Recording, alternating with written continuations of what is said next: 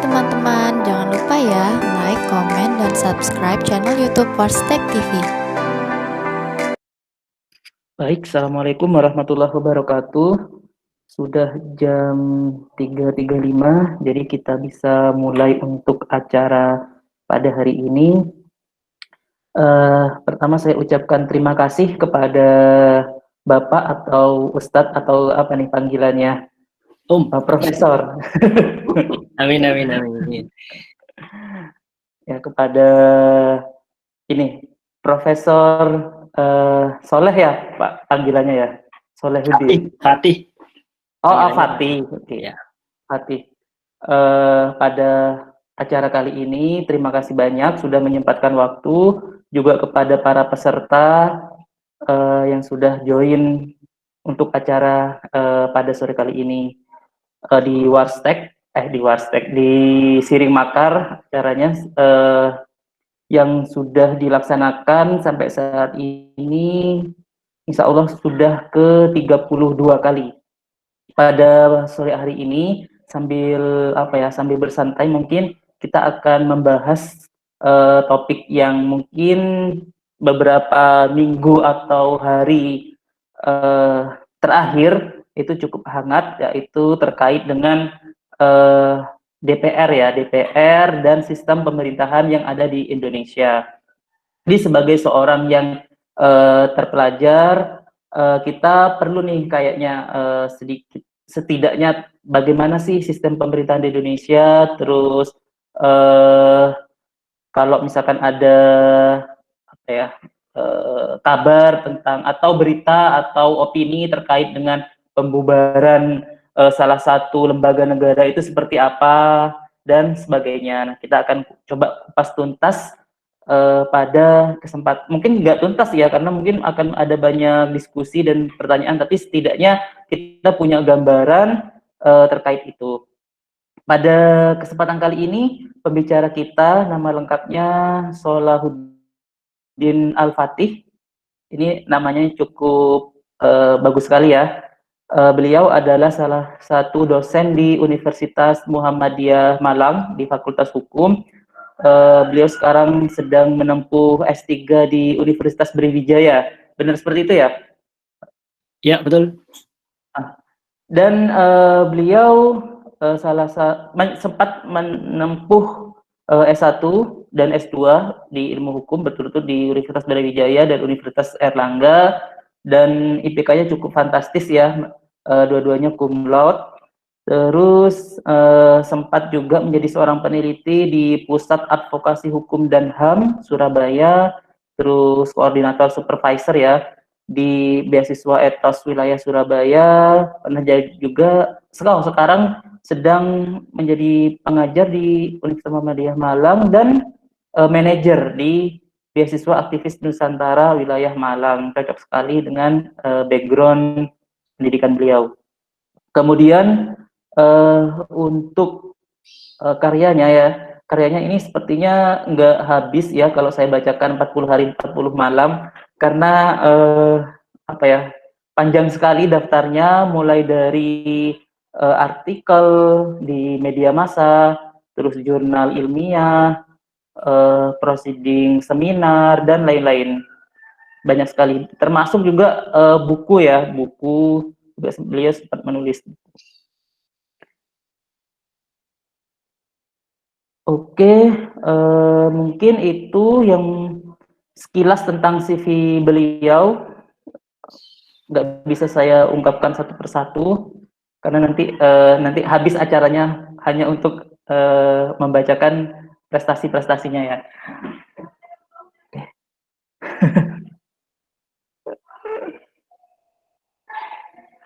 Ya, tanpa berlama-lama, jadi pada sore hari ini bagaimana sih sebenarnya sistem pemerintahan di Indonesia, terus bagaimana sih kalau misalkan sistem pemerintahan Indonesia dibandingkan dengan sistem pemerintahan dari negara-negara lain seperti di Kanada, Australia, atau di Jepang, dan bagaimana sih mekanisme atau prosedur kalau misalkan pembubaran lembaga negara itu apa ya, ingin, bukan istilahnya ingin dalam tanda kutip dilaksanakan. Ya, saya langsung saja serahkan kepada Profesor Al-Fatih. Silakan, Ya, waktu dan tempat saya persilakan. amin, amin. Ya, terima kasih, Mas Prof. Ya, ini share screen sendiri kah? Atau Ya, bentar, bisa saya share screen. gimana ya caranya ya? Di present now. Presentasikan, ya. Present now di pojok Yang bawah kanan ya. bawah. Mm-mm. Pojok kanan bawah. Pakai laptop ya? Iya, Oke. Ya, di pojok kanan bawah itu ada present now. Di situ. Ada. tapi layarnya kok nggak keluar ya, yang PPT-nya ya. Iya, belum. Present now, bentar. Bentar. Terus ada 3 itu. Kalau dipencet Ya, ada 3. Your yang entire screen, Windows sama Chrome tab. Mungkin Windows kali. Windows.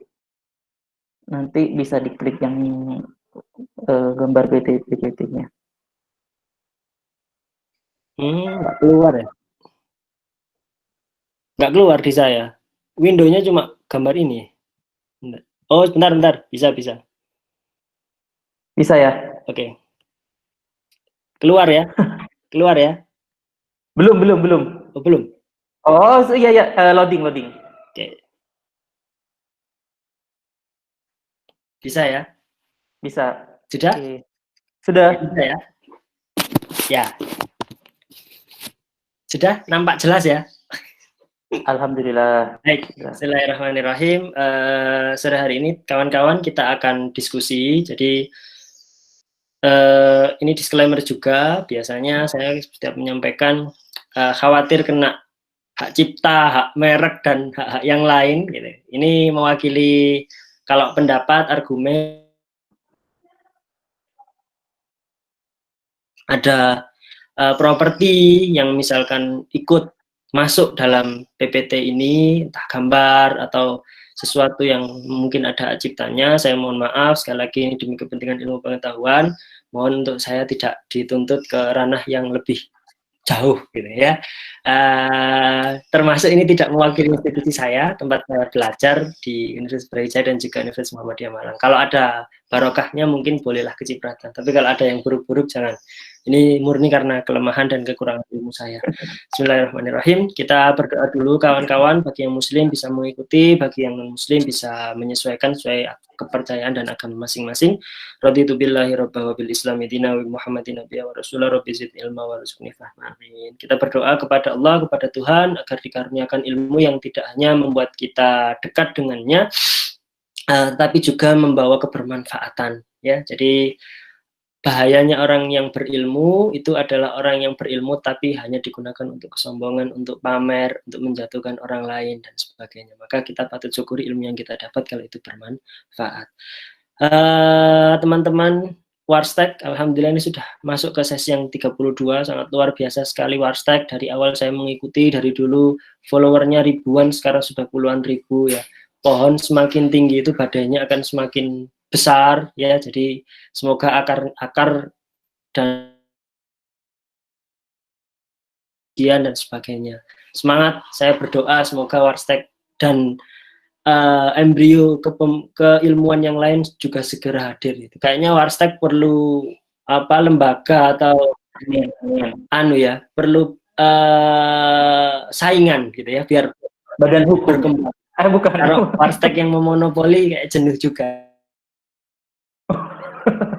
Nyindir Warstek biar ada saingan gitu ya. Semoga nanti ditangkap oleh anak-anak muda, boleh namanya boleh bebas gitu ya. Luar biasa. Muncul di TikTok juga ya, luar biasa ini. Waduh, saya ketinggalan ini ya. Nah, maklum foundernya masih unyu-unyu semua ya. Guyon ya, insya Allah setia. Baik, sore hari ini kita membahas apa yang harusnya kemarin. Saya mohon maaf karena kemarin itu mendadak pada zuhur saya dikontak oleh paman saya dari Gresik. Kan salah satu keutamaan dan pahala itu adalah memuliakan tamu. Jadi karena jauh dari Gresik 3 jam perjalanan dan tiba-tiba ke rumah ngabari ba'da asar gitu ya. Saya nggak mungkin kemudian live seperti ini dengan kondisi ada paman datang. Jadi saya harusnya kemarin dan sebagainya. Semoga hari ini dahaga atau kehausan akan ilmu itu tertunaikan gitu ya. Baik, silah. Kita akan belajar tentang sistem pemerintah yang ideal itu. Apa sih sistem pemerintahan itu gitu ya. Kalau bicara lebih lanjut, kan ini akhir-akhir ini sedang ada demonstrasi mengenai Undang-Undang Cipta Lapangan Kerja, Undang-Undang Ciptaker itu yang sangat cepat prosesnya disahkan gitu ya. Saya berpikiran bahwa undang-undang ini kalau diibaratkan merebus mie, karena disusun dengan model Omnibus Law. Omnibus Law itu cara menyusun undang-undang dari banyak sekali undang-undang gitu ya, sampai bingung saya. Yang tadi disebutkan bahwa banyaknya muatan dalam Undang-Undang Cipta Kerja itu kan menimbulkan pertanyaan. Ini kenapa kok DPR ini kerjanya sangat kilat gitu ya? Menyelesaikan undang-undang yang lain itu lambat. Ya, kita jujur saja, menyelesaikan yang lain itu kan tidak cepat ya. Ada yang bertahun-tahun nggak selesai-selesai. RUU KUHP misalnya, rancangan undang-undang kitab undang-undang hukum pidana itu nggak selesai-selesai dari dulu sampai sekarang. Tapi ternyata kalau kita lihat undang-undang Cipta Kerja ini sangat cepat. Akhirnya rakyat kan pengen dibubarkan aja lah itu DPR. Mainnya kan kayak gitu kan. Nah, tidak serta-merta bisa membubarkan DPR karena ini berkaitan juga dengan sistem pemerintahan. Ada sistem pemerintahan yang mengakomodasi agar DPR atau parlemen, ya kalau kita bicara DPR kan maka terminologi yang lain adalah parlemen. Parlemen itu bisa dibubarkan. Tapi ada yang bilang ya enggak bisa. Kenapa? Ya kita tidak sesuai sistemnya. Maka pendekatan yang paling utama adalah bagaimana kita memahami sistem pemerintahan di Indonesia. Nah, sistem pemerintahan itu cara yang menjadi landasan hubungan antar lembaga negara itu. Jadi lembaga negara itu kan banyak, ada eksekutif, legislatif, yudikatif. Kalau dalam konteks parlemen ini, maka hubungannya adalah antara legislatif dengan eksekutif. Prof. Sri Sumantri bicara seperti itu. Nah, konteks hubungan ini menimbulkan hubungan timbal balik. Ismail Suni itu menyampaikan kalau hubungan timbal balik ini berarti tidak hanya satu yang bekerja, tetapi antar lembaga itu saling bekerja. Kalau kita lihat dalam Undang-Undang Cipta Kerja itu kan draft usulan Undang-Undang Cipta Kerja itu diusulkan oleh pemerintah. Ini perlu dicatat ya. Jadi yang mengusulkan pertama itu pemerintah. Karena usulan itu boleh dari pemerintah, boleh dari DPR, boleh dari DPD. Jadi 3 lembaga ini boleh mengusulkan. Nah, ini yang mengusulkan pemerintah. Tapi kemudian disahkan oleh DPR. Karena biasanya seperti itu. Jadi saling, siapa yang mengusulkan, siapa yang mengesahkan itu saling, itu tadi seperti yang disampaikan oleh Ismail Suni itu sangat bekerja sama gitu. Tetapi dalam konteks ini yang minta dibubarkan itu kan DPR. Saya juga mau protes ya gimana gitu. Mungkin literasi masyarakat kita yang demo itu ya wis pokoknya menurut berita seperti ini kita tuntut seperti ini gitu. Kalau mau menurut saya yang dibubarkan ya pemerintah. Gitu kan? Yang paling terang dan jelas teriak itu kan misalkan ada beberapa menteri itu yang malah memberikan izin, misalkan saya sebut saja Menteri Agraria gitu ya, akan memberikan izin untuk warga negara asing memiliki hak milik terhadap properti ya. Ini beberapa teman-teman notaris itu protes lah. Gimana ini? Ini nanti kalau ya ini tadi liberal ya gambarnya. Ini tadi ini gimana? Nanti kan dimiliki oleh orang asing gitu. Padahal sebelumnya kan tidak boleh. Nah, menteri-menteri ini bagian dari pemerintah. Jadi saya melihat sebenarnya trennya itu yang ngotot agar undang-undang disahkan adalah pemerintah, dalam hal ini diwakili oleh menteri-menteri itu. Nah, kita masuk ke sistem pemerintahan. Terlihat ya? Halo? Terlihat Pak, terlihat. Oke. Jadi ini sesuai permintaan. Ada berapa sistem pemerintahan? Jadi kemarin Diktor itu disebutkan bahwa kita pengen belajar sistem pemerintahan yang ada di dunia. Perlu digarisbawahi bahwa sistem pemerintahan itu berbeda dengan ideologi. Kenapa? Sampai detik ini Republik Rakyat Cina, Kuba, bahkan Korea Utara itu mengaku sebagai negara demokratis, mengaku sebagai negara demokrasi, ya kan? Nah, sistem pemerintahan itu berbeda dengan ideologi. Komunis itu ideologi, ya, bukan merupakan ciri atau pola sistem pemerintahan. Secara makro itu cuma ada 4 ini jenis sistem pemerintahan, tapi yang lazim dikenal di dunia itu ada 2, sistem pemerintahan presidensial dan sistem parlementer. Sistem presidensial itu menjadikan kepala negara dan kepala pemerintahannya itu adalah presiden. Indonesia ini sistem pemerintahannya presidensial, mohon maaf, presidensial. Kenapa? Kepala negara dan kepala pemerintahan itu presiden. Presiden tidak bertanggung jawab terhadap parlemen. Kalau di Indonesia parlemennya berarti DPR. Tetapi di negara parlementer, ya, di negara yang menganut sistem pemerintahan parlementer, kepala negaranya itu presiden, sementara kepala pemerintahannya itu perdana menteri. Dalam sejarahnya Indonesia pernah menganut sistem parlementer ini, yakni saat beberapa waktu sebelum setelah kemerdekaan sampai tahun 1959. Perdana Menteri yang pertama itu Perdana Menteri Syahrir waktu itu. Kenapa? Karena memang secara teoritis tidak ada bentuk sistem pemerintahan yang murni diatur secara tekstual di dalam norma hukum kita. Jadi bebas sebenarnya, mau menganut seperti apa bebas. Karena faktanya sekarang Indonesia juga bukan presidensial murni menurut saya. Apa itu? Berarti sistem campuran, kuasi presidensial. Ya, kadang presidensial, kadang kayaknya parlementer, meskipun secara teori Indonesia presidensial.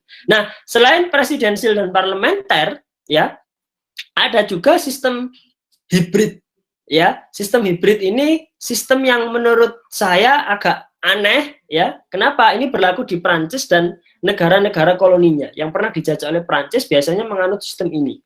Sistem hibrid itu presiden dipilih oleh rakyat, perdana menteri juga dipilih oleh rakyat. Tetapi ya, kalau seharusnya di negara parlementer itu kan parlemen itu yang menguasai adalah yang menang. Kalau di Indonesia yang menguasai ya PDI. Maka PDI kalau di Indonesia menganut parlementer, PDI Perjuangan itu berhak memilih perdana menteri. Tapi kalau di Perancis tidak, melakukan sistem pemilihan terbuka. Tetapi presiden di Prancis itu tidak bertanggung jawab terhadap parlemen, ya. Nah ini kan sama kayak dengan sistem presidensial. Kalau di sistem presidensial, Presiden Jokowi di Indonesia tidak bertanggung jawab kepada DPR.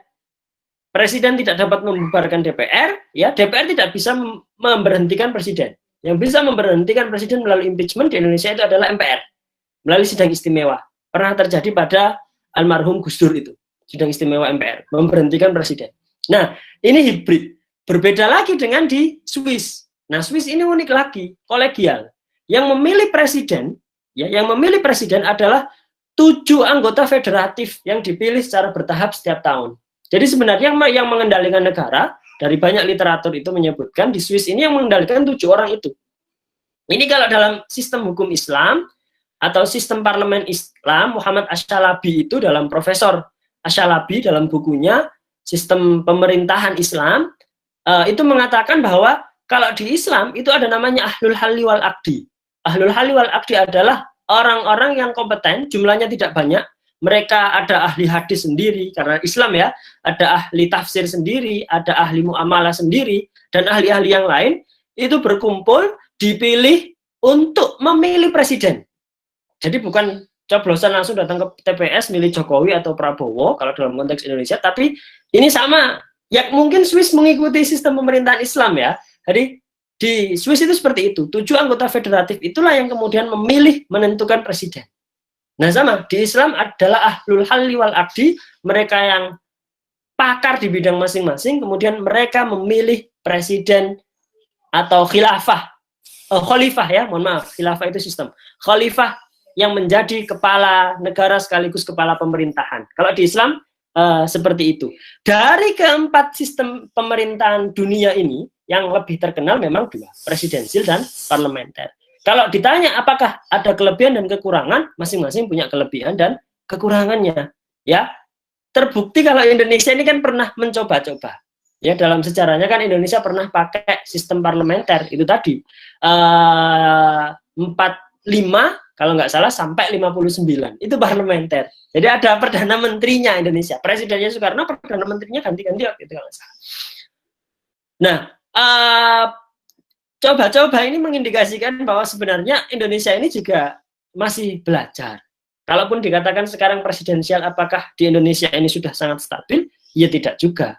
Kenapa? Ya karena masih banyak yang perlu diperbaiki di sana sini gitu ya.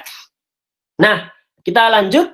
Ini yang tadi yang membedakan, kalau secara umum kan dikenal ada dua sistem pemerintahan besar gitu kan, karena Prancis ya cuma diterapkan di Prancis dan negara-negara jajahannya. Swiss juga cuma diterapkan di Swiss, tidak punya negara jajahan, tidak punya koloni. Secara makro hanya ada sistem pemerintahan parlementer dan juga presidensil. Maka kita akan coba membahas secara agak detail tentang apa sih keunggulan presidensil, apa sih keunggulan parlementer. Di dalam sistem presidensil, keunggulannya adalah rakyat bisa secara mendalam, ya sejatinya rakyat bisa secara mendalam menganalisis siapa figur yang nanti cocok menjadi kepala negara dan kepala pemerintahan. Kenapa? Karena di dalam sistem presidensil, presiden itu powernya luar biasa.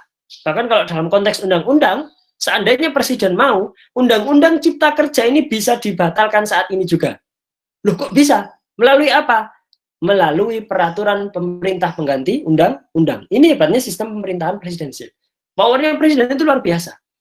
Ya, kalau di Indonesia melalui Perpu itu prerogatif presiden. Peraturan pemerintah pengganti undang-undang dibuat oleh presiden dalam kondisi genting dan memaksa.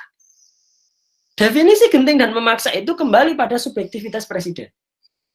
Nah, ini kalau Mintek Warstek pengen jadi presiden, ya nanti bikinlah perpu yang baik dan benar, gitu ya. Sebagai contoh, presiden pernah mengeluarkan perpu, ya, dulu saat terjadi kasus pedofilia terhadap anak yang sangat marak, ya. Jadi waktu itu banyak kasus pedofil, ya. Kalau Mintek dan sahabat Warstek ini mengikuti, itu sampai dikenal nama Rian, ya, Rian Jombang, pembunuhan dan sebagainya, yang akhirnya perpu itu keluar untuk memberikan hukuman yakni kebiri kimia terhadap pelaku pedofil.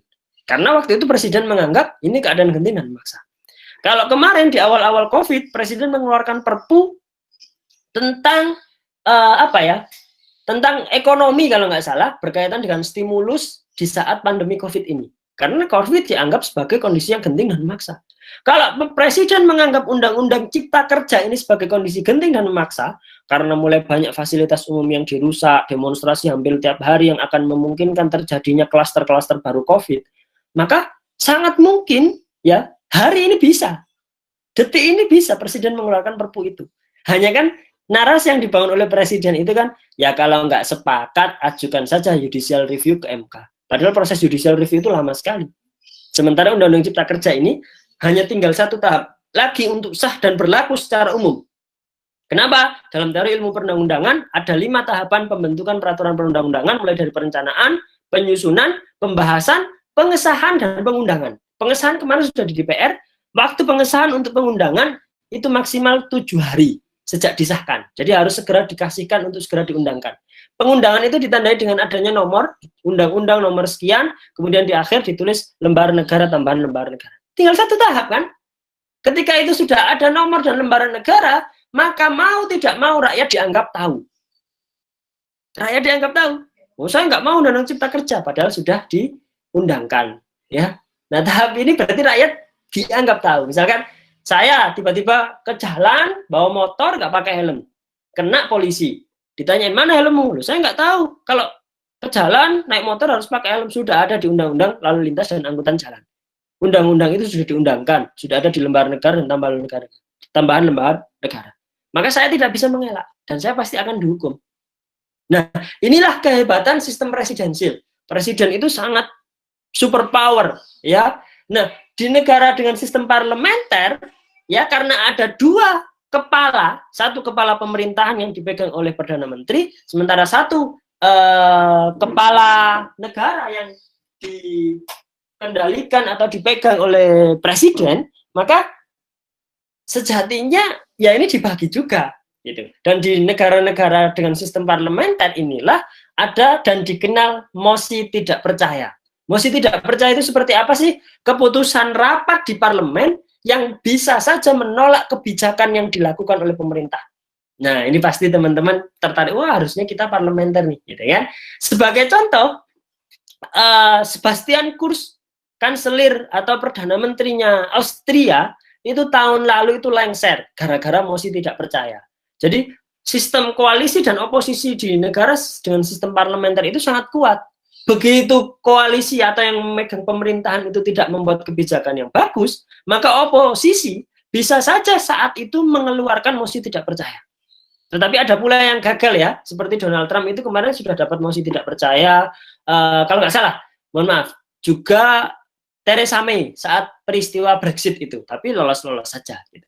Tapi dalam konteks ini, kita kalau lihat narasi yang dibangun oleh para demonstran itu kan mesti nulis mosi tidak percaya, bubarkan DPR. Ya, saya dalam hati kecil ya pengen ketawa tapi juga takut dosa gitu kan. Bagaimana mau memunculkan mosi tidak percaya, sistem kita sistem presidensil, sementara mosi tidak percaya itu berlaku di sistem parlementer. Sebenarnya walkout-nya Demokrat dan penolakan yang dilakukan oleh PKS itu adalah wujud dari mosi tidak percaya. Ya kan? Makanya saya bilang Indonesia ini ya kuasi lah sistemnya, bukan presidensial murni, bukan juga parlementer. Kenapa? PKS dan Demokrat sedang memberikan edukasi politik dan pemerintahan kepada kita bahwa mereka menolak adanya undang-undang ini. Apakah hanya untuk undang-undang cipta kerja ini? Enggak. Saya rasa ada beberapa undang-undang yang beberapa fraksi itu walk out. Dan ini bentuk mosi tidak percaya. Hanya saja, kalau di negara dengan sistem parlementer, adanya suatu mosi tidak percaya membuat produk atau kebijakan yang dibuat oleh pemerintah itu ditinjau ulang. Dan bahkan tidak terlaksana. Kalau di kita kan begitu mereka kalah suara, meskipun Demokrat atau PKS menolak ya tetap jalan. Dan voting kan sistemnya. Nah, inilah kelemahan sistem presidensil dan itu tadi ada kelebihan sistem parlementer. Kekurangannya sistem parlementer apa? Karena ada kepala negara dan kepala pemerintahan, ya, ada presiden dan perdana menteri, biasanya yang lebih dominan adalah perdana menteri. Presidennya tidak terlalu memegang kekuasaan. Karena ada 2 bulan gitu ya, ada perdana menteri dan presiden, maka sebenarnya di negara yang mengikuti sistem parlementer seperti di Singapura itu sistem parlementer gitu ya, kelemahannya mereka itu apa ya, sangat mudah, sangat rapuh pemerintahan itu untuk dibuat. Jadi begitu ada kebijakan yang bisa jadi politis, saya nggak sepakat undang-undang ini nih, gitu. Kenapa? Ya ini ya politis, saya nggak suka aja. Maka sangat mudah oposisi kemudian melontarkan mosi tidak percaya dan menggembosi parlemen untuk kemudian menjatuhkan pemerintahan. Nah, gitu kan? Di Malaysia kan terjadi seperti itu. Akhirnya dinamika yang terjadi di Malaysia sangat luar biasa. Jadi dikit-dikit ganti pemerintahan. Itu biasanya yang ciri khas dari sistem pemerintahan parlementer. Oke, baik. Apakah ada pertanyaan? Sampai di sini dulu. Ada pertanyaan? Belum? Saya ada pertanyaan. Oke, tanya dulu. Nanti kita lanjut. Masih banyak sebenarnya. Nanti kita lanjut. Monggo. Mungkin dari tadi ada Mas Nazim mau tanya, silakan Mas, didahulukan. Oke, monggo. Oke Mas, terima kasih banyak atas kesempatannya. Ya, jadi yang ingin saya tanyakan tadi sempat disebutkan bahwa di dalam sebuah negara atau di dalam konstitusi itu tidak disebutkan secara implisit gitu ya, apakah menganut sistem pemerintahan ini dan ini gitu. Maksudnya mungkin di UUD 45 mungkin disebutkan secara jelas bahwa Indonesia menganut sistem pemerintahan presidensil gitu. Cuman apakah seberapa jauh sebuah sistem itu bisa diubah gitu di dalam sebuah negara gitu. Itu yang pertama. Mungkin terus yang kedua, menurut Mas pemateri, antara sistem pemerintahan presidensil dengan parlementer itu lebih bagus mana pada saat ditinjau dari aspek pemberantasan korupsi, mungkin seperti itu. Terima kasih Mas, mungkin 2 itu saja Mas dulu. Ya. Terima kasih Mas Nazim ya. Mohon maaf saya nggak bisa lihat nama dan sebagainya karena kalau di laptop itu fullnya cuma PPT-nya ya. Baik, saya coba jawab pertanyaan dari Mas Nazim. Untuk yang pertama, kalau tidak dijelaskan secara tekstual, lalu bagaimana? Gitu. Sebenarnya pengetahuan saya dalam konstitusi-konstitusi yang ada di dunia memang tidak secara tekstual disebut mengikuti sistem presidensil atau parlementer. Hal ini dimaknai sebagai sebuah kondisi yang kalau seandainya nanti suatu saat ya ingin berubah, maka perubahan itu bukan sebuah hal yang dilarang, gitu loh. Jadi Indonesia kan pernah di awal-awal itu presidensil, tapi kemudian baru dibentuk itu parlementer itu sampai tahun 59 ya. Jadi sampai tahun 59 itu parlementer, kemudian pindah lagi menjadi presidensil.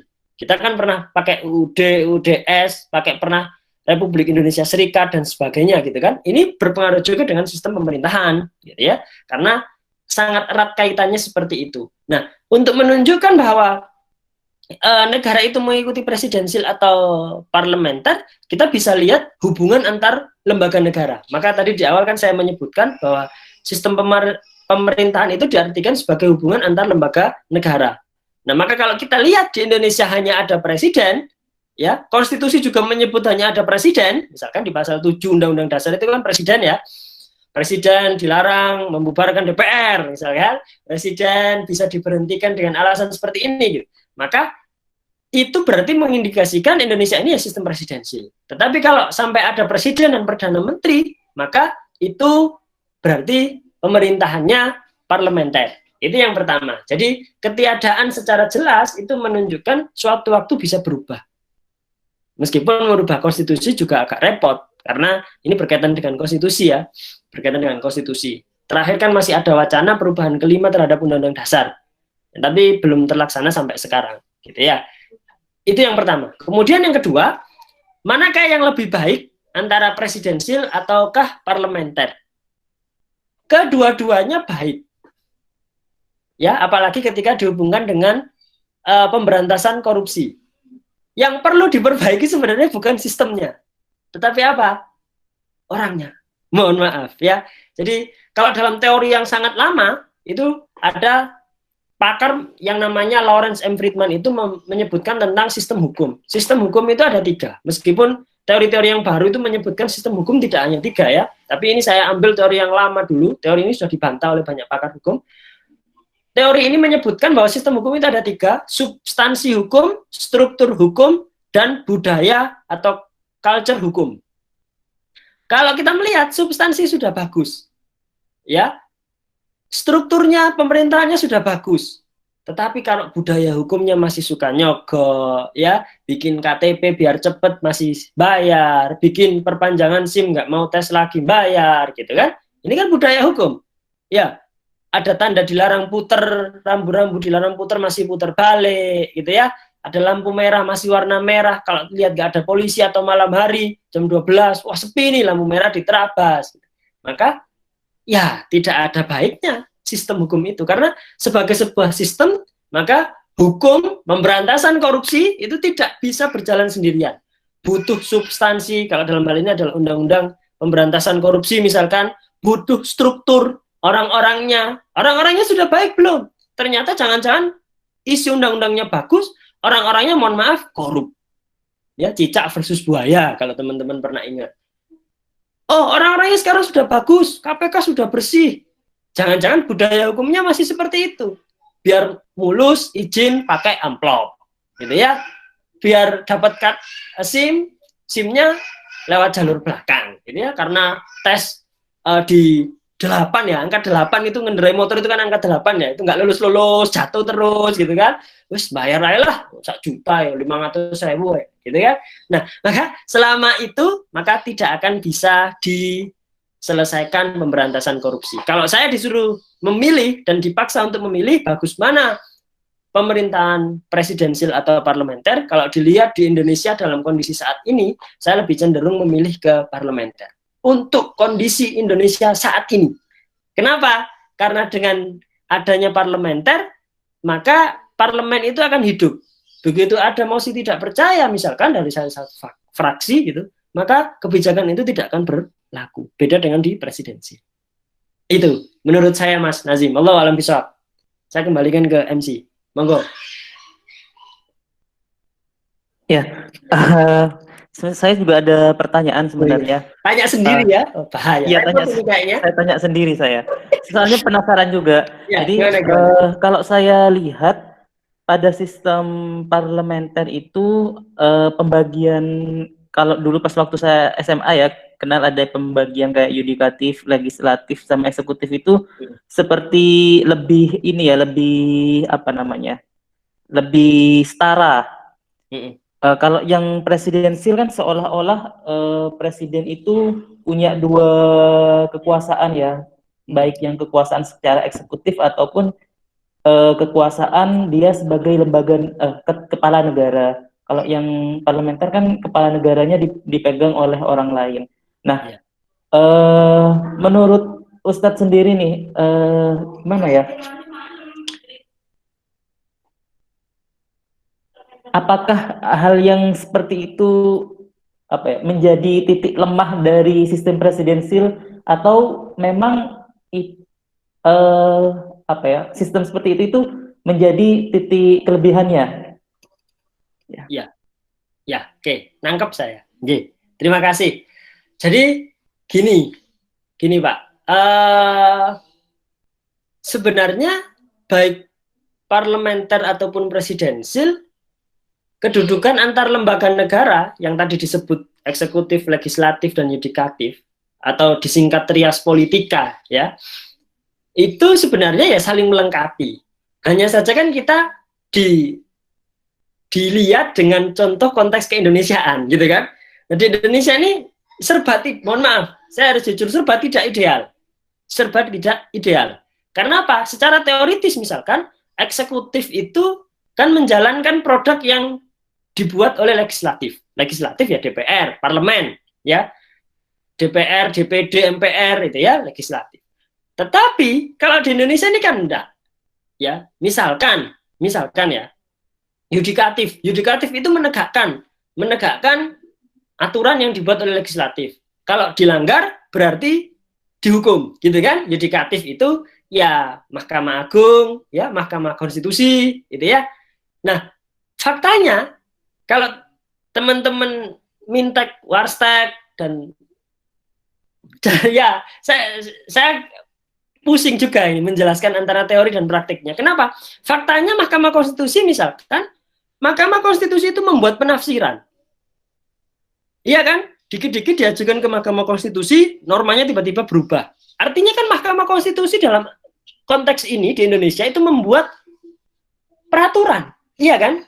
Misalkan di 2013 ya dilakukan gugatan agar diselenggarakan pemilu serentak. Iya kan? Sama Mahkamah Konstitusi diputus bahwa pemilu serentak harus diberlakukan di Indonesia, tidak bisa dilakukan di 2014 karena waktu itu sangat mepet dengan pemilu 2014, maka di 2019. Padahal dulu kan dipisah.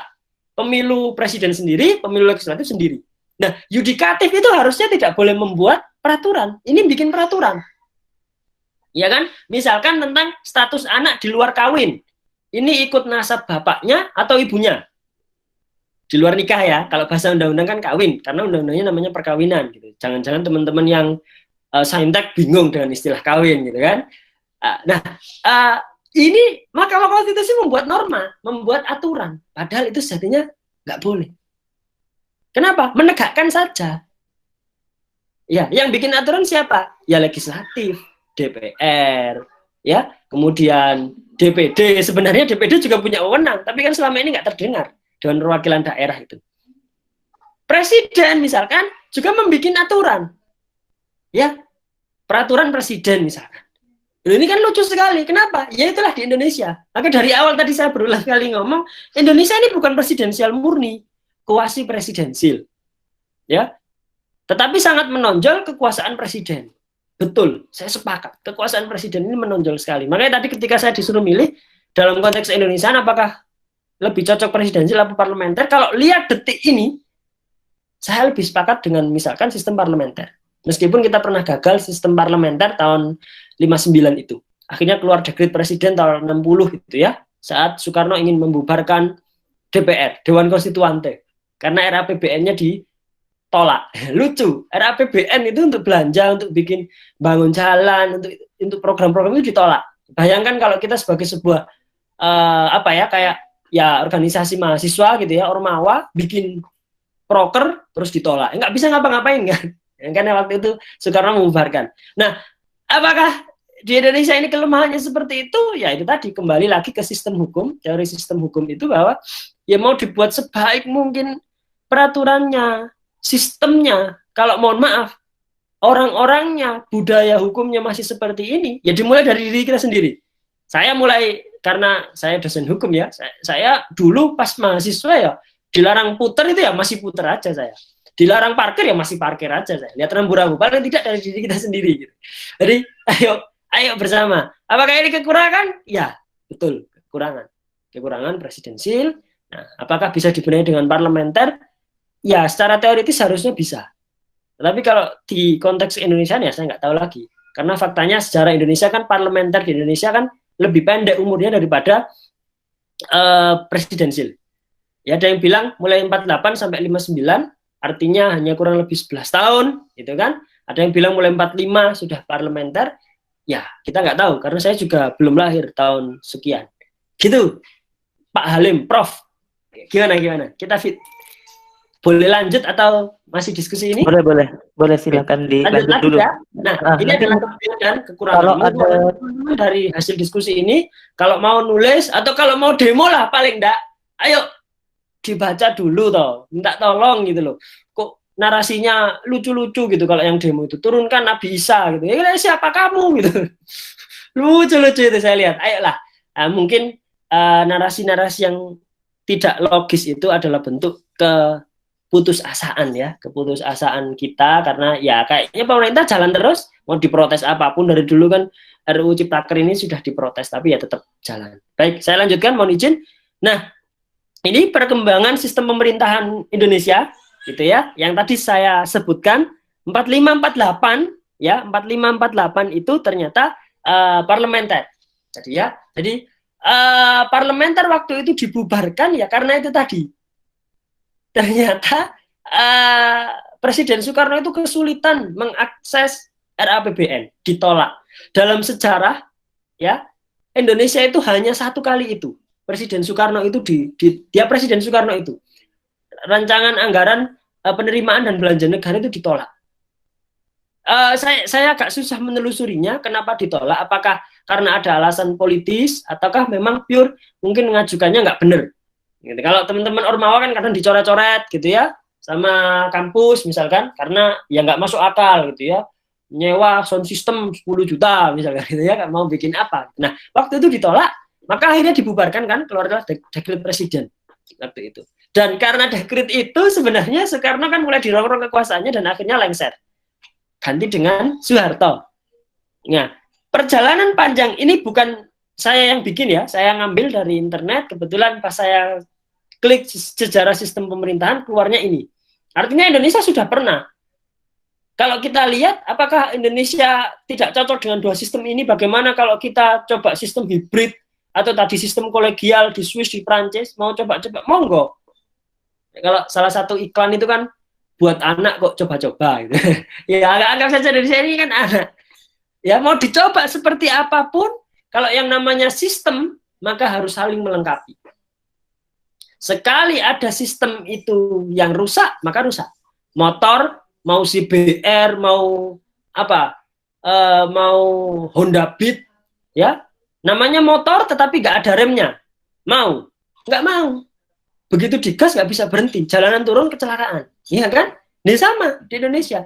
Mau pakai presidensil, parlementer, kira-kira mana yang ideal, gitu ya? Pakar A bilang parlementer, pakar B bilang presidensil. Tetapi selama, mohon maaf, sekali lagi, orang-orangnya kayak kita ini, ya, baca sedikit, ngomong banyak, iya kan?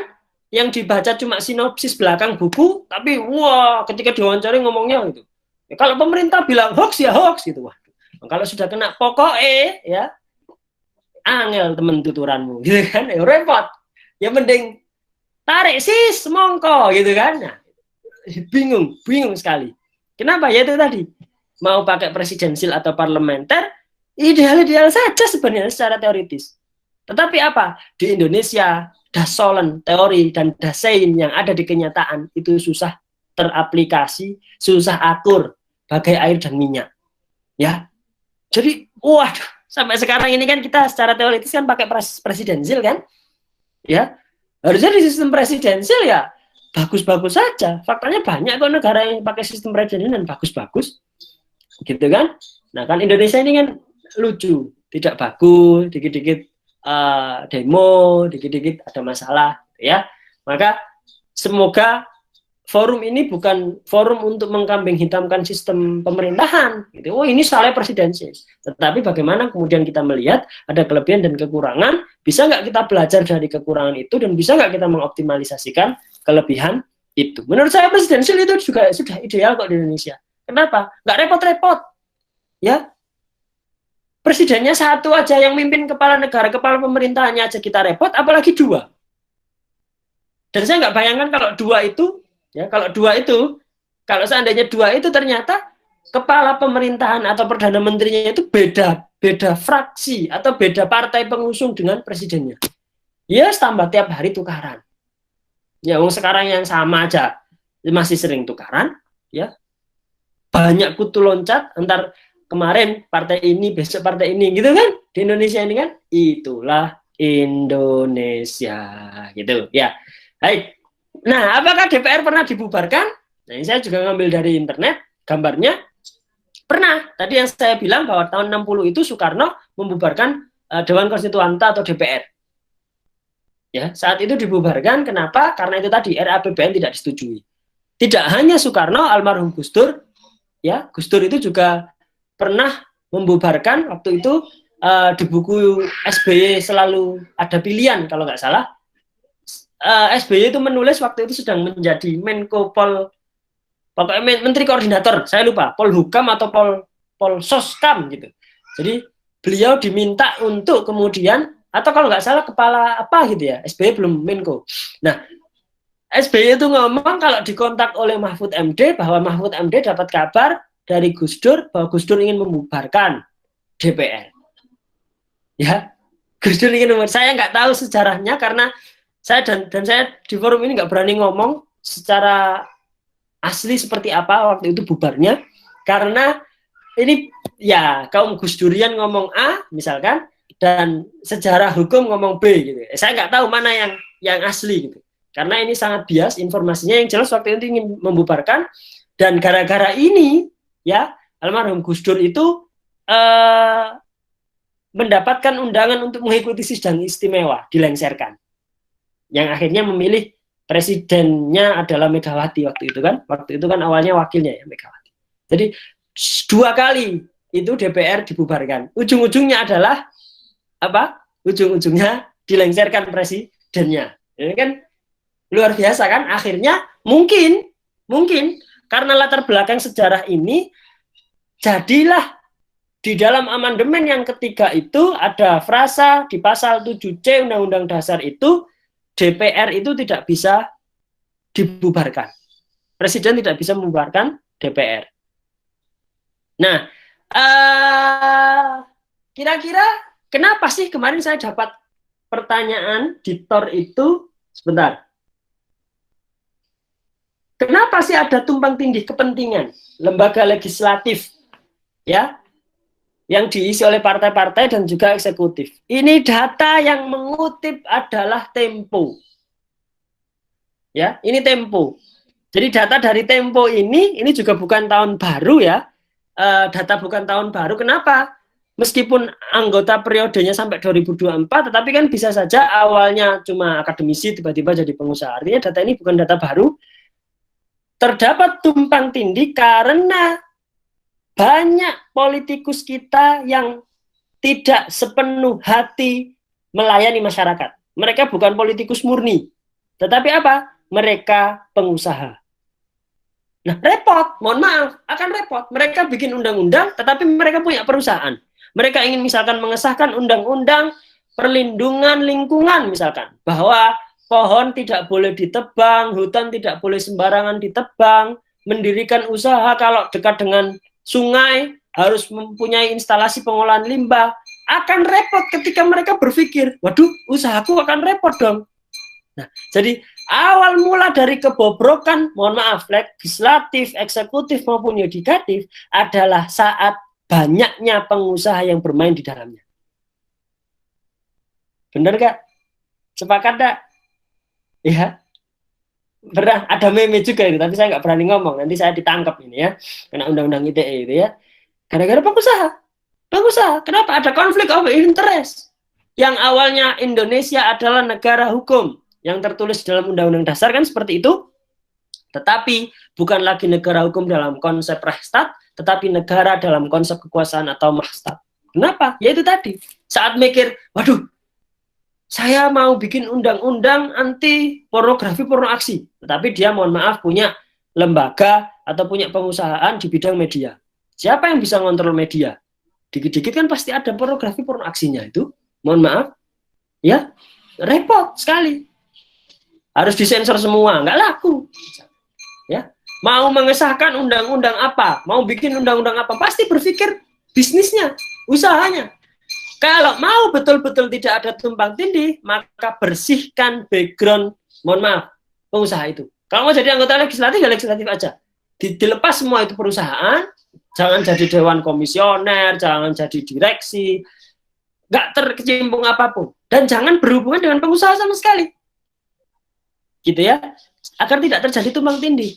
Apalagi kalau seandainya ini punya keluarganya, gitu ya. Yang kemarin kasus di Kalimantan itu kan, muter saja tanah adat yang diserobot oleh pengusaha, mohon maaf ya, karena itu tadi muter kan kasusnya, muter semua, satunya jadi anggota legislatif, satunya kepala daerah, ya satunya dinas lingkungan, ya sudah, lingkungan yang dibuat yang diserobot itu mohon maaf ya pasti apa, pasti sah dan legal. Kenapa? Ya mereka sendiri, keluarga, sekeluarga itu pejabat semua. Nah kalau mau dilepaskanlah ini semua. Kita belajar dari Rasulullah ya. Rasulullah waktu itu pemegang kunci Baitul Mal. Kalau sekarang berarti Menteri Ekonomi. Ya, tetapi Rasulullah tidak mau mengambil isi Baitul Mal itu untuk keluarganya. Bahkan kalau seandainya ketahuan Aisyah memakai perhiasan yang diambil dari Baitul Mal, maka Rasulullah akan memotong tangannya. Kalau ketahuan ada anaknya misalnya Fatimah, Zainab gitu ya, mengambil perhiasan itu dari Baitul Mal. Kalau Baitul Mal sekarang dalam konteks Indonesia ya Bank Indonesia misalkan, maka bisa dipotong tangannya. Karena dulu hudud ya, ilmunya yang digunakan untuk memberantas kriminal itu kan apa? Kisos ya, potong tangan misalkan. Kalau nyuri berarti potong tangan. Tangannya masih ada, potong pergelangannya. Pergelangannya masih ada, potong lagi ke atasnya sampai bahu. Kanan kiri habis, kakinya. Gitu kan? Ini sebagai sanksi sosial sekaligus kan jadi ciri. Oh ini orang ini berarti pernah nyuri. Tapi sekarang, kalau sekarang atas dasar hak asasi manusia ini tidak bisa ditetapkan. Oh, nggak boleh. Orang kan punya hak, sudah dihukum penjara aja. Nah, ini yang melatar belakang kenapa selalu ada tumpang tindih kepentingan, kekuasaan, gitu ya.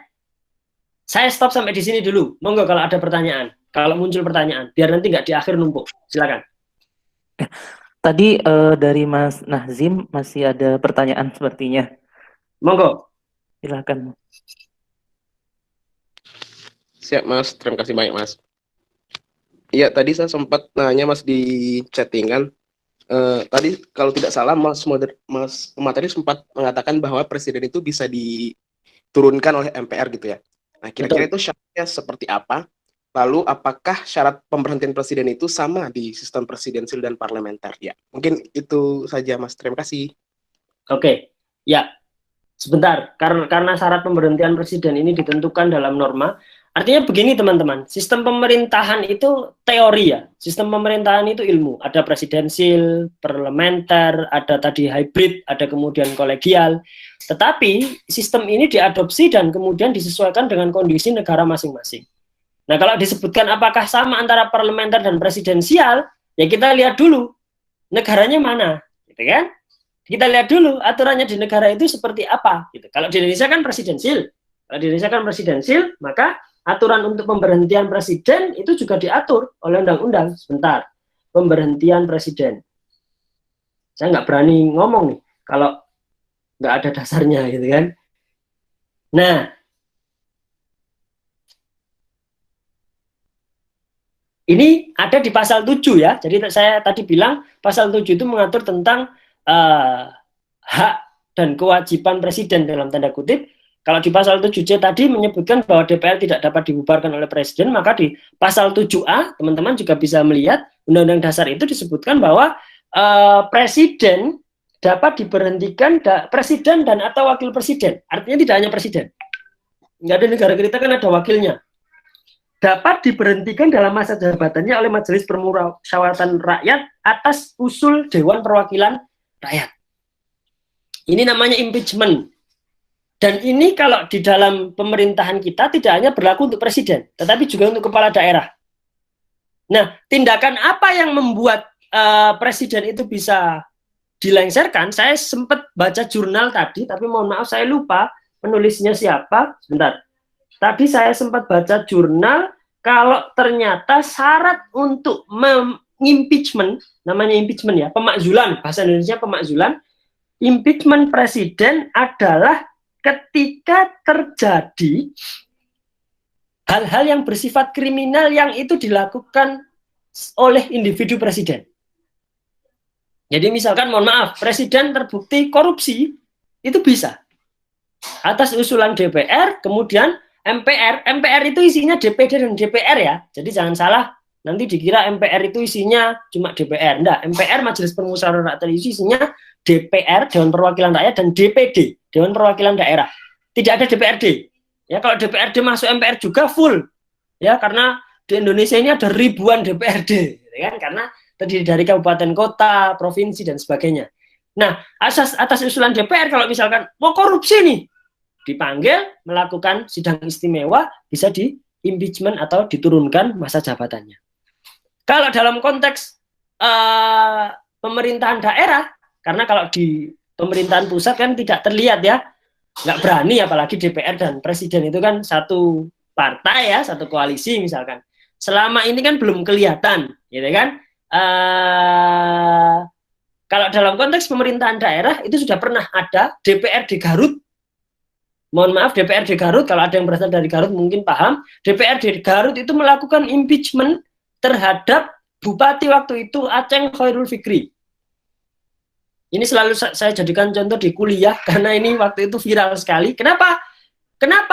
Karena melakukan tindakan tidak sesuai norma, yakni waktu itu tuduhannya adalah Bupati Aceng Khairul Fikri ini mentalak istri sirinya melalui WA. WA kalau nggak salah, seingat saya WA. Jadi tidak disampaikan langsung, tidak ketemu, tidak melalui proses pengadilan, di WA. Kita cerai. Gitu. Karena waktu itu kalau nggak salah tertangkap oleh media menikah siri. Mohon maaf, nanti bisa dicek, di konfirmasi lagi melalui Mbah Google misalkan. Akhirnya di impeachment dan ya nggak jadi bupati. Gitu kan? Meskipun beberapa tahun kemudian ternyata Aceng Khairul Fikri terpilih menjadi anggota DPD, mewakili Jawa Barat. Ya lucu juga. Setelah nggak jadi bupati, di impeachment malah terpilih, gitu kan?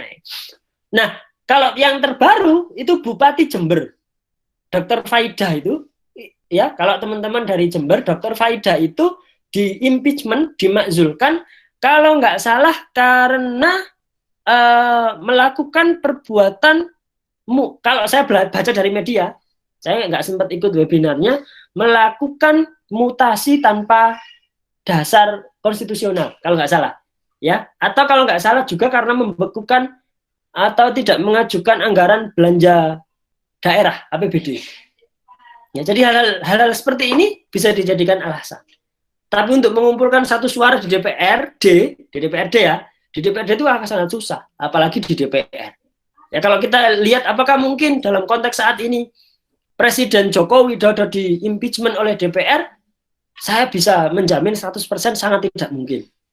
Kenapa? Koalisinya sangat kuat. Ya, kita lihat gambarannya Undang-Undang Cipta Kerja itu saja. Yang benar-benar murni menyatakan oposisi itu kan hanya cuma satu partai, satu fraksi, PKS itu. Demokrat tidak ngomong kalau oposisi sebenarnya. Ya, apalagi kalau kita lihat Gerindra, meskipun sebelumnya dalam kontestasi pilpres atau pileg itu oposisi, tapi kan merapat jadi menteri, gitu kan? Nah, monggo Mas Nazim, kalau ada feedback. Silakan. Berarti kalau tadi sebutkan MPR itu adalah kayak terdiri dari gabungan dan DPR. Apakah anggota DPR ini adalah anggota DPR sebagiannya juga dari anggota DPR yang menjabat sekarang gitu, Mas? Atau seperti apa? Ya. Oh iya. MPR itu ya isinya DPR dan DPD yang sekarang ini, gitu kan? Jadi ya kalau kita lihat kan juga kesepakatan politik juga kan, ketua MPR orang koalisi. Kalau teman-teman lihat proporsi sekarang ya, tim koalisi itu jadi ketua MPR, jadi ketua DPR, jadi ketua DPD. Mohon maaf, DPD itu secara teoritis kan tidak boleh dari partai. Tetapi kan ya kita tidak bisa menutup mata mereka juga anggota partai sebagian. Gitu. Jadi apakah mau mengusulkan impeachment? Apakah bisa? Saya rasa susah sekali. Karena teman. Nah, ini teman, ini secara teoritis bisa saja, gitu kan. Tapi kan kalau kita lihat secara konstitusional, presiden saat ini tidak melakukan pelanggaran, iya kan? Harus ada pembuktiannya apa yang dilanggar, gitu kan. Secara konstitusional belum ada dan tidak terbukti apa yang dilanggar. Begitu. Monggo. Oke, mungkin ada pertanyaan lain dari peserta, dipersilahkan. Kalau nggak ada bisa dilanjutkan. Oke, kita lanjut dulu ya. Masih ada kayaknya beberapa slide sambil saya masih ngeceki pertanyaan yang dititipkan dalam Tor. Nah, ini tadi yang saya bilang, DPR bisakah dibubarkan? Nggak bisa. Ya, nggak bisa.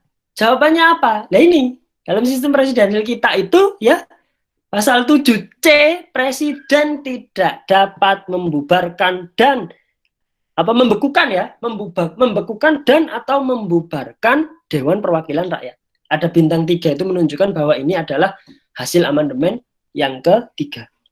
Kenapa seperti itu? Gitu kan? Ya karena ini pola kita. Kalau ditanya, waduh nggak asik dong gitu. Nah, kalau tanya seperti itu ya tanyalah yang membuat atau merevisi melakukan amandemen terhadap Undang-Undang Dasar kita. Artinya apa? Kalau dibuat presiden bisa misalkan membubarkan, maka khawatirnya ada sifat subjektif, ada otoritarianisme presiden. Ya, jadi bayangkan kalau ternyata presiden dan DPR itu bukan dari satu partai. Ya misalkan penguasa parlemen adalah oposisi misalkan, yang tidak merapat sama sekali ke koalisi pemerintahan, ya bisa saja kan tiba-tiba presiden membubarkan, mencari dakwaan, mencari bukti hal-hal yang bertentangan kan sebenarnya mudah. Itu pun halnya MPR ya atau DPR mengusulkan mengimpeachment atau memakzulkan presiden itu juga tidak serta-merta. Maka dalam kesempatan ini saya sangat tegas mau bilang bahwa mosi tidak percaya itu bukan sebuah narasi yang cocok digaungkan di negara dengan sistem presidensial seperti Indonesia. Kenapa mosi tidak percaya itu cocok di negara parlementer? Gitu loh. Jadi ya kalau memang bukan anak hukum boleh lah, tapi kalau anak hukum, anak pemerintahan, ilmu pemerintahan, anak fisip misalkan, yang belajar tentang sistem pemerintahan tiba-tiba demo bahwa spanduk mosi tidak percaya, ya ini nggak logis gitu loh. Buat apa kuliah kalau ilmunya itu nggak dipakai? Lalu bagaimana solusinya untuk menyikapi keadaan yang seperti ini? Lebih baik dalam konteks Undang-Undang Cipta Kerja ini, bikin aja poster misalkan, terbitkan perpu, wahai presidenku misalkan. Ya kan? Karena itu lebih konkret. Ya, mohon maaf, gagasan judicial review ke MK itu memang konstitusional, tapi prosesnya sangat lama, hasilnya kadang tidak memuaskan banyak pihak. Jadi yang paling ampuh, paling sakti itu perpu, peraturan pemerintah pengganti undang-undang. Jadi ini kartu trufnya itu ada di presiden, jokernya itu ada di presiden. Kalau mau ya keluarkan aja itu sudah. Ya, wong keadaan genting dan memaksa itu adalah subjektivitas beliau, hak prerogatif beliau. Ya, jadi kalau membubarkan DPR, ya kalau seandainya ini dibuat awam-awaman, tidak pakai ilmu pengetahuan, tidak pakai teori apa-apa, ya nggak ideal juga. Kenapa? Di DPR itu ada 2 fraksi yang menolak, Demokrat juga PKS. Nah terus kemana mereka kalau tidak ada DPR?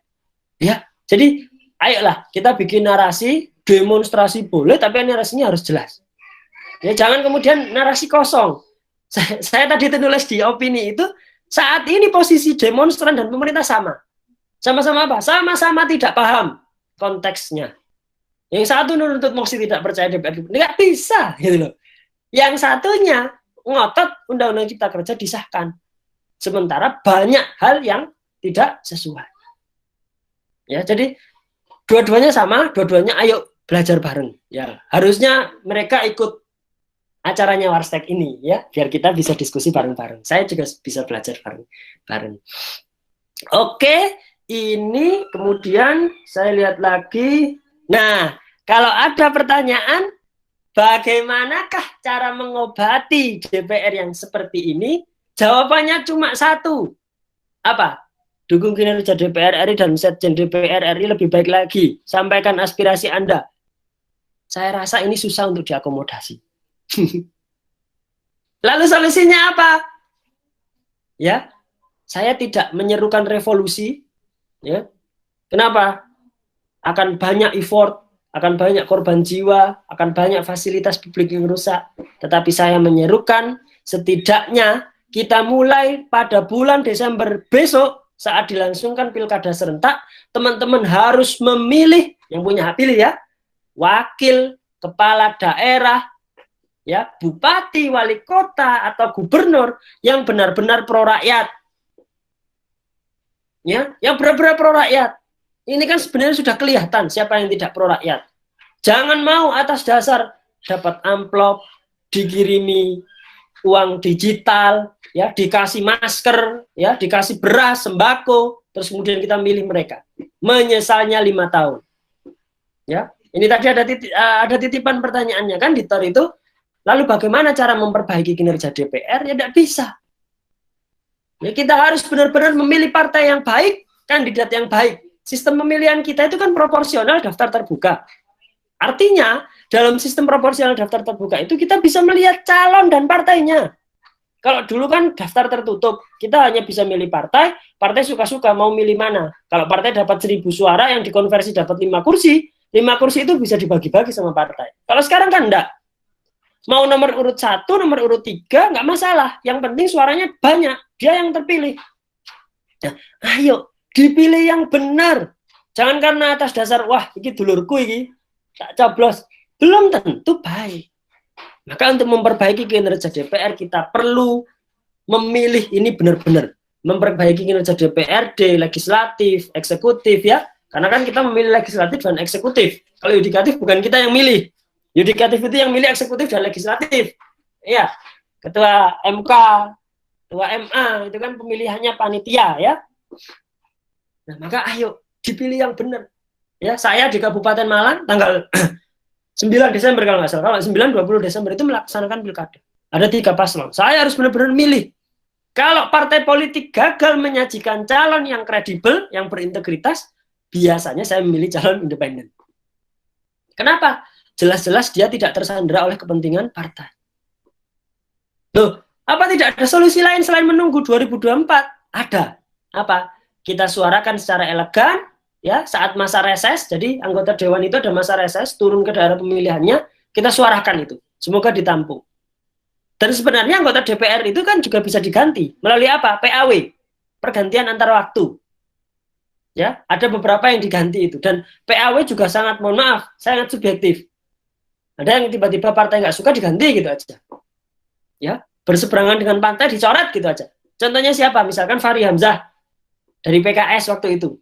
Ya, wakil ketua DPR yang tidak punya partai dalam sejarah sistem pemerintahan Indonesia, ya Fahri Hamzah itu menjabat wakil ketua DPR. Ya, saya tanya ke teman-teman saya yang jadi staf ahli di DPR, ada yang di PKS, ada yang di Nasdem, gitu ya. Ada yang di Gerindra. Itu saya tanya, Fahri Hamzah itu tidak bisa masuk ke kantor fraksi-fraksi itu. Ya, terkhusus PKS. Karena ditolak sama PKS itu. Maka PAW itu seperti apa ya? PAW lagi-lagi ya partai. Ya, sistem partai kita itu belum terlalu dewasa. Maka pergantian alih waktu bukan sebagai proses untuk mengganti orang yang tidak pro terhadap kebijakan rakyat, terhadap rakyat, tetapi dianggap sebagai, mohon maaf, transaksional politik belaka. Ya, sekali lagi ini yang bisa saya sampaikan. Sepertinya ini terakhir dan insya Allah sudah terjawab semua titipan pertanyaannya. Saya mohon maaf jika ada kata atau sikap yang kurang berkenan. Saya akhiri ya, sudah terima kasih. Assalamualaikum warahmatullahi wabarakatuh. Kita diskusi, monggo, boleh tanya apapun, boleh tanya di luar konteks sistem pemerintahan ini juga boleh. Silakan. Terima kasih untuk paparannya, sangat inspiratif dan menambah pengetahuan sekali, terutama bagi saya seorang awam ya di dunia hukum dan politik. Oke, buat teman-teman yang ingin bertanya, silahkan bisa langsung chat atau bisa langsung melalui suara juga boleh. Untuk ya ini yang sudah ada beberapa. Yang pertama dari Mbak Nailul, dipersilahkan Mbak kalau misalkan mau tanya.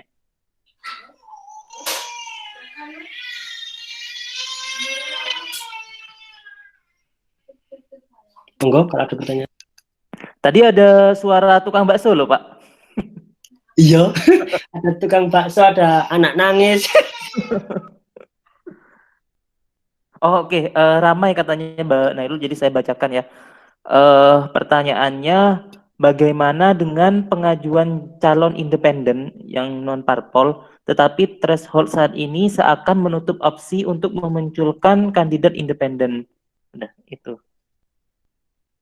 Ya, terima kasih Mbak siapa? Nailul ya. Ya, terima kasih atas pertanyaannya. Pertama perlu kita pahami bahwa calon independen, mohon maaf, pertama kita perlu pahami bahwa calon independen itu hanya berlaku pada pemilihan kepala daerah. Nah itu dulu. Jadi selain kepala daerah itu tidak berlaku. Entah itu pemilihan legislatif di DPRD, DPR, itu tidak berlaku. Kalau DPD iya, karena DPD itu mewakili daerah, bukan mewakili partai. Jadi mereka ya harus independen, diusulkan oleh ormas atau oleh lembaga pemudaan. Nah, kalau dalam konteks kepresidenan, apakah pilpres itu boleh calon independen? Tidak ada, tidak boleh. Karena Undang-Undang Dasar, Konstitusi memerintahkan bahwa calon presiden diusulkan oleh partai atau gabungan partai politik. Berbeda dengan dalam pemilihan kepala daerah. Kenapa? Karena kalau di dalam pemilihan kepala daerah, calon independen itu diminta untuk mengumpulkan sejumlah KTP dengan dukungan persentase berdasarkan jumlah penduduk di wilayah itu ya, sebagai bukti dukungan.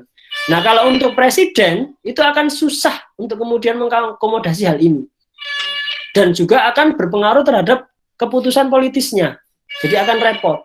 Maka mau tidak mau sistem kita hanya bisa mengakomodasi pemilihan kepala daerah yang memperbolehkan calon independen. Selain itu tidak boleh. Nah, berkaitan dengan threshold, kebetulan topik skripsi dan tesis saya itu threshold. Insya Allah ini nanti disertasi juga membahas threshold. Threshold itu dibuat hanya untuk membatasi partai politik untuk masuk ke parlemen. Ya, jadi threshold itu dibatasi. Misalkan kalau sekarang kan 4% ya, 4%, maka partai politik yang memiliki nilai atau perolehan suara lebih dari 4%, nilainya dihitung. Suaranya dihitung, nanti dikonversi jadi kursi. Yang di bawah 4%, kalau kita bisa lihat Perindo, PSI, Berkarya, PKPI, PBB, Garuda, ya, dan partai-partai yang itu tidak lolos, maka mereka boleh ikut pemilu, tapi tidak mengirimkan partai wakilnya di parlemen. Nah, threshold ini juga tidak berlaku di dalam pemilihan anggota legislatif di tingkat daerah. DPRD itu tidak berlaku threshold, jadi thresholdnya itu hanya di tingkat nasional, DPR saja. Saya sudah beberapa kali dalam beberapa kesempatan itu menulis agar threshold itu juga diletakkan di daerah. Logikanya begini, semakin banyak partai yang masuk ke parlemen, DPR atau DPRD, maka semakin susah akan membuat keputusan. Warstek kalau ternyata foundernya 10, mohon maaf, pasti tidak lebih efisien daripada foundernya 5. 10 efektif kalau memang untuk penggalangan dana, kaya-kaya lagi, CEO semua misalkan. Tapi yang lebih sedikit itu insya Allah lebih efektif. Nah, sama, threshold itu intinya sebenarnya ingin mewujudkan sistem multipartai sederhana. Ya, partainya banyak, tetapi yang ada di parlemen yang membuat kebijakan itu cuma sedikit. Ya, makanya kemarin beberapa partai besar kan mengusulkan agar threshold itu selalu naik. Kalau thresholdnya 7%, partai seperti yang kemarin itu PAN misalkan, PAN atau bahkan PKS gitu, kemungkinan tidak lolos. kemungkinan tidak lolos. Jadi hanya akan ada mungkin 5 atau 6 partai yang ada di parlemen. Jadi seperti itu. Threshold dan juga calon independen adalah 2 teori ilmu yang berbeda. Gitu. Mohon maaf, Allah alam bisawab. Oke, baik. Karena waktunya cukup ini ya, hampir molor ya. Jadi ada beberapa pertanyaan lagi, saya langsung bacakan semuanya kali ya. Yang pertama dari Pak Gilang, pertanyaannya, apakah benar dalam sistem presidensial tidak dikenal adanya partai oposisi? Dan jika dalam sistem parlemen ada istilah partai oposisi, bagaimana pembagian posisinya? Terus yang kedua, ini dari Mas Nazim lagi. Beliau mau curhat sedikit. Awalnya beliau hendak memilih salah satu calon yang berasal dari PKS sebagai bupati di daerahnya. Tetapi di sini PKS malah berkoalisi dengan PDIP yang mana partai yang memiliki citra buruk di mata beliau. Apakah hal ini lumrah dalam politik sekarang di mana parpol bebas berkoalisi meskipun tingkat nasional sangat kontra. Kemudian ini banyak banget ini pertanyaannya. Pertanyaan ketiga, Mas Fatih ini mencatat atau gimana Mas? Soalnya takut. Ya, dua-dua aja dulu enggak apa-apa. Oh, dua itu ya. Yang pertama dari Pak Gilang, apakah kemudian dalam sistem pemerintahan presidensial dikenal oposisi? Sejatinya secara teoritis tidak dikenal oposisi ataupun pemerintahan, karena oposisi itu merujuk ke mosi tidak percaya tadi adanya di sistem parlementer. Nah, bagaimana pembagiannya di sistem presidensial? Ya faktanya kalau di Indonesia ya ada juga kan, ya ada oposisi, ada koalisi gitu kan. Faktanya di Indonesia seperti itu. Yang oposisi ya nggak dapat apa-apa, yang koalisi ya dapat jatah menteri, dapat kepala, dapat ketua-ketua, entah ketua DPR, ketua komisi dan sebagainya. Itu secara teori. Jadi sekali lagi mohon maaf teman-teman dan semuanya, secara teori dan praktek itu bisa saja berbeda. Kemudian untuk pertanyaannya Mas Nazim yang kemudian curhat juga ya, ini memang dilema bahwa bahkan tidak ada koalisi permanen, gitu ya. Koalisi permanen itu kan antar suami dan istri saja, ya. Nah, tidak ada koalisi permanen dalam partai politik itu, ya. Banyak kok, ya. PDI sama PKS itu banyak. Koalisinya PDI sama PKS itu banyak. Atas dasar apa ini misalkan di daerah kok wah, saya tidak bisa membaca ini karena saya bukan dosen ilmu pemerintahan, ilmu politik ya. Saya hukum, kalau dalam konteks hukum ini hal-hal yang wajar saja. Kenapa? Mereka menginginkan adanya perubahan. Ya, terlepas dari hasrat politik ya, ingin berkuasa. Nah, solusinya gimana? Kalau ya monggo dikembalikan ke masing-masing. Kalau tadi saya kalau memang tidak melihat figur yang bagus dan ditawarkan oleh partai, ya saya biasanya ke independen. Gitu ya, karena independen relatif dalam tanda kutip aman dan tidak tersandera oleh kepentingan politis partai. Biasanya seperti itu Mas Nazim. Monggo dilanjut ke pertanyaan berikutnya. Allah alam bisawab. Pertanyaan berikutnya dari Pak Mas Juliansyah, jika Presiden menyarankan judicial review tetapi draft finalnya saja belum ada, bagaimana Pak? Ada yang bilang legitimasi dan non-legitimasi, bisa dijelaskan juga Pak.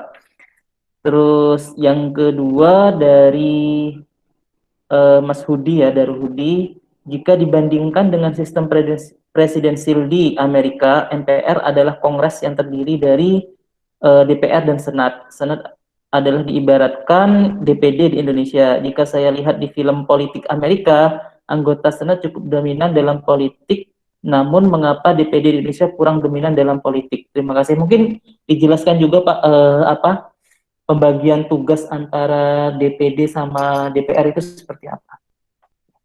Oke, terima kasih. Yang pertama tadi pertanyaan dari Mas atau Pak Juliansyah ya, terkait draftnya aja belum ada, gimana mau judicial review? Ya bagus, ya ini memang pertanyaannya. Draftnya aja, saya itu dikontak wartawan, Pak apakah tahu bahwa draftnya ini berkurang jumlah halamannya? Loh, saya baru tahu Mas, saya justru baru tahu. Ternyata saya dikontak wartawan kapan lalu itu, ternyata katanya awalnya 1.000 jadi 800. Nah draftnya aja belum ada, apakah bisa di judicial review? Nggak bisa. Sama kayak mahasiswa hukum itu kalau menjadikan sumber hukum itu draft undang-undang ya nggak boleh. harusnya undang-undang. Maka saya bilang yang paling legitimate ya, yang paling mempunyai legitimasi itu ya mengeluarkan perpu. Ya presiden itu kuncinya di presiden. Kalau presiden nggak mau gerak ya sudah, nggak ada cara lain itu. Mau demo ya sebulan full gitu ya. Ya kalau sudah jadi undang-undang gimana? Judicial review itu lama loh di MK itu prosesnya, bisa berbulan-bulan. Ya, bisa berbulan-bulan. Kebetulan teman saya ada yang kerja di MK itu ya numpuk. Perkaranya itu numpuk di sana itu. Banyak, hakimnya cuma 9, gitu kan? Numpuk. Ya, jadi susah. Nah, maksud dari legitimasi atau non legitimasi itu, jadi legitimasi itu artinya memiliki kekuatan yang mutlak, ya, konstitusional, misalkan, mendapatkan legitimasi atau ya memang dia itu apa ya, ya sudah mendapatkan pengakuan, gitu loh, ya. Jadi presiden memiliki legitimasi, memiliki hak prerogatif, misalkan untuk mengeluarkan perpu itu. Gitu ya, kita bisa apa ya, bisa demo, bisa menggiring opini, bisa melakukan diskusi seperti ini gitu ya. Posisi kita kan lemah. Nah kalau ditanya lagi lah kok lemah Pak, ya iya ya, faktanya kita kan seperti itu. Kalau mau ya saya berharap 2024 teman-teman ini jadi anggota legislatif, DPRD boleh, DPR boleh. Itu pertanyaan dari Mas Juliansa. Kemudian yang berikutnya tadi dari siapa yang terakhir tadi pertanyaannya? Pak Darul. Pak siapa? Darul, ya. Terkait apa tadi? Jika dibandingkan dengan sistem presidensial. Kalau benar, jadi di Amerika itu Senat itu ya, di Indonesia DPD. Kebetulan beberapa bulan lalu ya, saya mendampingi dosen di Fakultas Hukum UMM juga. Topik disertasinya itu terkait penguatan peran legislasi DPD berdasarkan prinsip kedaulatan rakyat. Masih ada ini. Tebel, ada sekitar 300-an halaman. Jadi itu menceritakan banyak sekali kelemahan DPD. Karena beliau fokus di legislasi ya, banyak sekali yang tidak bisa diakomodasi oleh DPD. Kenapa? Seharusnya DPD di Indonesia itu memperjuangkan hak-hak rakyat atau konstitusi daerah masing-masing. Ya kalau yang kita kelihatan, coba kalau saya tanya, siapa sih yang paling teman-teman kenal dari anggota DPD? Kalau saya cuma kenal 3. Lanyala Mataliti yang dari daerah Provinsi Jawa Timur, kemudian Fahira Idris dari Jakarta, dan Prof. Jimli itu dari Jakarta juga. Ya cuma 3 itu, yang lain mana? Ya nggak tahu. Kenapa sangat lemah? Ya saya juga nggak tahu. Kenapa kok seperti itu gitu? Entah mereka memang tidak paham fungsinya atau memang sengaja didesain seperti itu. Padahal mereka memiliki wewenang untuk mengusulkan, membuat draft undang-undang. Tapi memang secara konstitusional mereka wewenangnya terbatas. Draft usulan undang-undang yang dibuat adalah yang berkaitan dengan apa? Daerah. Dengan otonomi daerah, dengan kemakmuran daerah, dan sebagainya. Jadi misalkan tiba-tiba ada anggota, kan DPD itu dipilih 4 ya dari masing-masing provinsi. Tidak peduli dia provinsi gemuk yang jumlah penduduknya banyak atau sedikit. Tetapi itu dipilih masing-masing 4. Nah kan faktanya banyak juga itu, dikali aja. Kalau kita ada 34 provinsi misalkan dikali 4, berapa itu? Ya, jadi ada banyak. Nah, kenapa kok tidak bisa sebagus misalkan di Amerika? Sekali lagi, inilah yang dinamakan sistem hukum. Mau dibuat teorinya sebagus apapun, substansinya sebagus apapun, tapi kalau ternyata memang, mohon maaf, orang-orangnya, budayanya, ya masih tidak, ya gini-gini aja, maka PR kita bersama, belajar yang rajin, baca yang banyak, kurangi ngomong, ya kalau nggak tahu ilmunya, wala taqfu ma laisa laka bihi ilmun, jangan ngomong yang kita tidak punya dasar tentangnya. Ya. Jadi mending diam. Nah, gitu. Wallahu a'lam bishawab. Kalau mau diskusi lagi monggo nanti bisa di WA atau bisa di IG ya, atau melihat cuplikan materi yang saya share biasanya di YouTube. Cari aja Salahuddin Al-Fatih. Oke, mantap. Tadi yang pertanyaan saya kurang jelas terkait dengan perbedaan tugas dan fungsi dari DPR sama DPD. Itu pertanyaan dari saya itu. Oke, ya betul. Ya, mohon maaf saya kelupaan. Secara tupoksi karena mereka sama-sama kalau dalam bahasa Inggris itu House of Representative ya. Ya, jadi kalau di Amerika itu House of Representative itu ya. Mereka ini sama-sama tugasnya adalah di bidang legislasi, iya kan? Anggaran, fungsi kontrol, pengawasan dan sebagainya sama. Yang membedakan apa?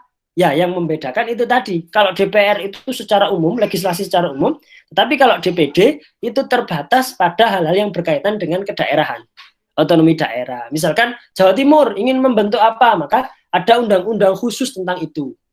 Ya. Jadi terbatasnya pada itu saja. Sebenarnya wewenang yang lain juga sama. Sama, benar-benar sama. Itu tadi kan. Cuma itu sebenarnya. Nah, kenapa kok terbatas? Kenapa kok nggak kelihatan aksinya gitu? Lah ini juga saya juga bertanya-tanya. Setiap ada forum seperti itu saya juga bertanya. Dulu pas di UNER itu saya sering sekali mendapatkan bahwa UNER itu mengadakan kerjasama dengan anggota DPD. Ya jujur, saat itu saya merasakan, mohon maaf ya sekali lagi, materi yang disampaikan oleh anggota DPD itu tidak terlalu komprehensif gitu ya. Tidak terlalu komprehensif. Artinya, waduh, ya mungkin inilah yang perlu dibenahi. Harus sering-sering diskusi, gitu ya. Harus sering-sering diskusi. Itu, mohon maaf. Allah alam bisawab. Oke, baik. Terima kasih banyak Pak Solahuddin Al-Fatih untuk materi dan juga diskusinya pada sore hari ini. Kami mohon maaf sekali karena keterbatasan waktu ya. Juga di sini di daerah Jawa Timur yang timur itu hampir maghrib. Betul, sama. Oke. Jadi kita akhiri saja untuk pertemuan kali ini. Insya Allah nanti akan di-upload di YouTube Warstek, insya Allah ya. Kalau misalkan nggak ada halangan dan kesibukan dari editingnya. Jangan lupa untuk terus subscribe YouTube kita di Warstek TV, terus follow IG di warstek_com. Kita juga ada sosial media yang lain Twitter dan Facebook. Oke, mungkin itu saja. Kurang lebihnya saya mohon maaf. Assalamualaikum warahmatullahi wabarakatuh. Waalaikumsalam warahmatullahi wabarakatuh. Mohon maaf kalau ada kata atau sikap yang kurang berkenan. Assalamualaikum Sama-sama. teman-teman. Terima kasih, Pak. Yeay.